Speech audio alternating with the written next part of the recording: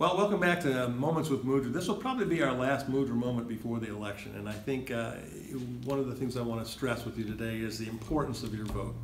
I want you to remember only 40%, less than 40% of the people showed up to vote in 2016 for the election. We need a stronger turnout to impact the results of this particular election.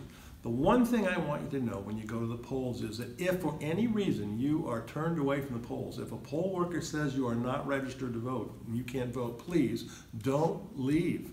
Turn around and ask him for a provisional ballot as provided by law. Now here's how that's going to work. If you get a provisional ballot, they're going to hand you a paper ballot.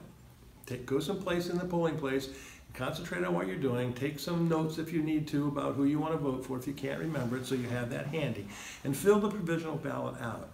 After the ballot is filled out, you're going to have to put it into an envelope. When you put it in the envelope, this is critical.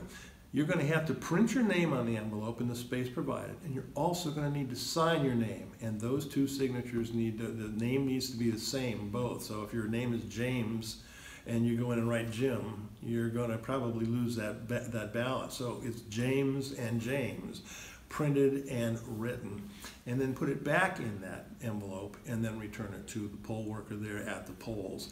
And then that ballot will be set aside, and they will check to make sure that your residence is as it says it was, your ID matches your signature, and then about a week after the elections those votes will be counted into the final total. So please don't turn away from the polls if you're told you're not registered to vote. Ask for that provisional ballot. Your vote's going to count. We need to hear your voice in this election.